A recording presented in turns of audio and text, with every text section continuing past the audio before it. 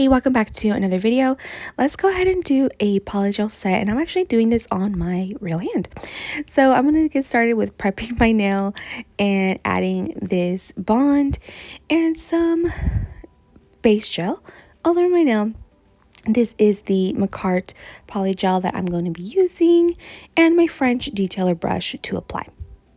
Now, when I am applying this polygel, it really depends on the length of the nail, of course, how much product you're going to be using. If you're going to be trying to get the shape all in one go, or if you're going to be breaking it down into little sections like I am doing here. So the first bead is going to be a nice size. My kind of rule or guideline when the size of the bead is that the bead has to be the size of your nail bed. So from one side of the nail bed to the other side of the nail bed, it's how long the bead should be. However thick that bead is going to depend on how big the nozzle is of your product, if it comes in a tube. So it really depends on where you're getting it from, but just to kind of eyeball it, that's how much product you need. And I'll show you what I do with my excess product, because as you can see, it wasn't exactly perfect, but I do eyeball it pretty good. So I squeeze out just enough to cover the entire nail bed, and I'm going to start to pat it upwards into the cuticle. And it's best if you leave a small little piece of nail that is untouched with the polygel, so that way you can move the product up into the cuticle instead of automatically overfilling the cuticle and having to file it later. So I'm going to just get a little bead, put it up to the cuticle, and I'm going to swipe it up and down just to start getting that smoothness. But this is the first bead, or the first little layer that I'm going to do, so that way I have enough structure in the nails and they're not super thin. Like I mentioned in the other polygel application video, is that of course depending on the length of the nails, but also on my practice hand, I did not do such shape because it was just not necessary. It's great to practice with and to understand the texture and the consistency of the product, but I don't know, it seems like the tube is pretty big, but if you're doing a lot of long nails, and of course you're going to use up a lot more product. So I'm just going to leave the dimension and all that for my actual nails, no? So I'm going to just go ahead and continue. And when I do this application, you can see that again, there's very little bit of product that is being wasted. If you do take out too much product and you have a lot of excess, then all you have to do is just wait and start just collecting it. Put it on like a little tissue or really just anywhere. Make sure it doesn't get cured so that you don't waste it, and then apply it on one of the nails. So what you can do, whatever excess you have from your 4 fingers, if you have 5 fingers, is you want to save all that product and apply it on your last finger or your 5th finger, depending on how many fingers you have. So yes, this is super simple to do, and I would say it took a little over maybe like an hour and a half to do just one hand, which is a little bit of a long time, but when you're doing it on yourself, it's always a little bit different. So it did take quite a while, but that's kind of like average when I'm doing my own nails, compared to if I was doing this set on somebody else with acrylic. It would take me about an hour and a half for both hands. So you can see there is a lot more speed when you're working with acrylic and it's drying on its own, and you're working on someone else. So I try really not to think about the time too much. I just try to make it look nice, so that way I don't have to file after. So we're getting kind of close to this final application here on my ring finger, and you'll be able to see that I put all the excess on a mask that I had, and I had been using that like as a tissue because I did not have any paper towel. So I scoop it up, and you can see that's how much product I've quote unquote wasted from the other 4 fingers, but I don't want to waste it, so I'm just going to add a little bit more onto this one. And it did come out a little bit flat, but of course we're going to add the second bead on the top to give it its structure. So same thing, I'm just going to apply it very, very close to the cuticle, but I'm going to leave a little section there, and I'm just going to start to drag it down. At this point, you really don't want to do too much structure,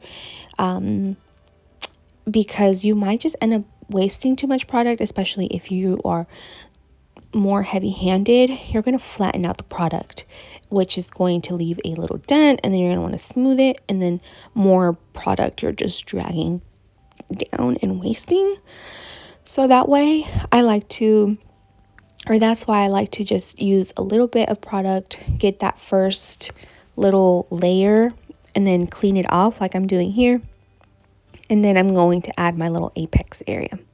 So I add a slightly smaller bead than the first bead that I added, and I'm going to focus this on the apex area and blend it into the rest of the nail.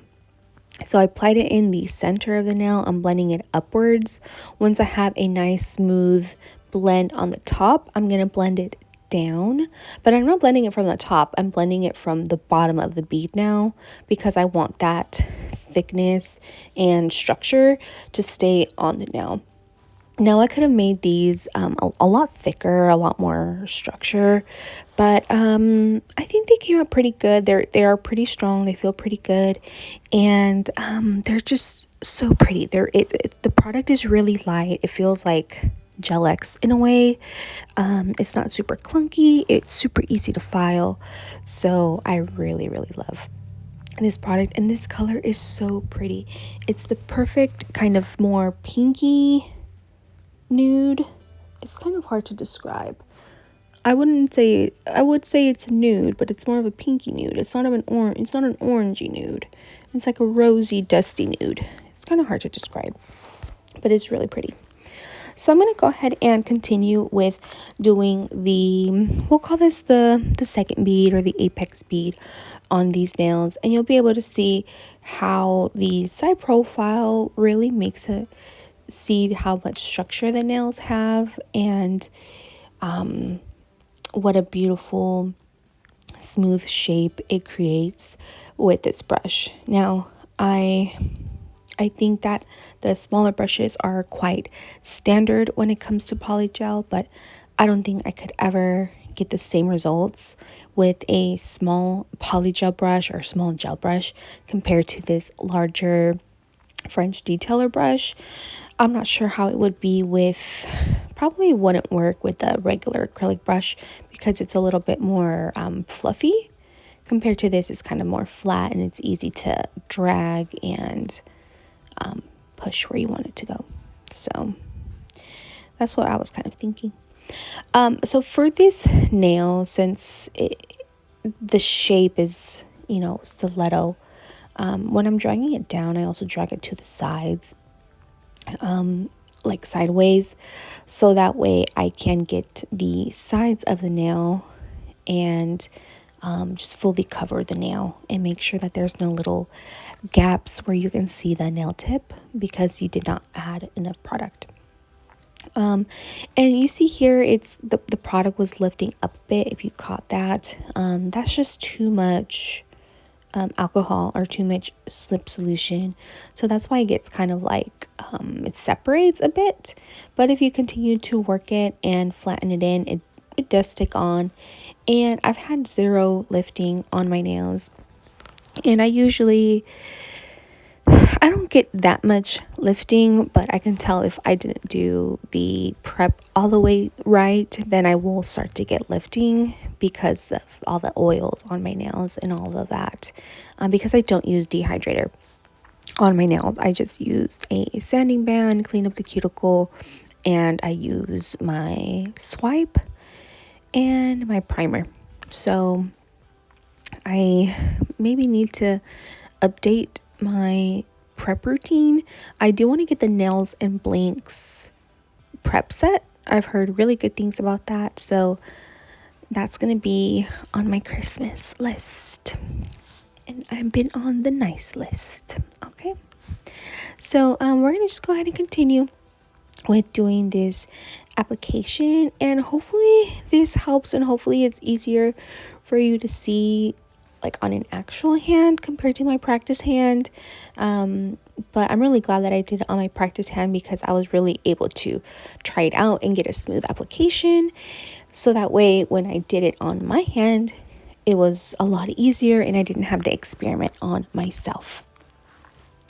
So I'm going to continue doing this application, and afterwards I'm going to file my nails and do a little top coat. And I ended up adding like a little peekaboo design under my nails. I was going to do some Grinch nails on myself, but this is super late at night and I just did not have the energy to do my nails super fast when it comes to the design. So I'm leaving them nice and simple. And that's why I added like the little peekaboo glitter underneath my nails. So that way it kind of gives it a better look. So all the product that I have left over from my 4 fingers, I'm going to add it to my pinky. And if I need more, then I'll get a little bit more from the tube. That way I'm not wasting any product, because once it touches the light for a long time, or natural light or your nail light, it's gone. The product is gone. You can't use it. So that's why it's just really important to reuse it and not waste it. So just use it on your last finger before you go and get more from the tube. Okay. So that's pretty much it for this video. Hopefully this was helpful in seeing how I apply this polygel onto myself in a smooth application that doesn't require much filing. So yeah, hopefully this video helped and you enjoyed watching. I will see you in the next video. I'm thinking in the next video we're going to do something a little bit more fun and creative. So I can't wait to see you in the next one. Thank you so much for watching.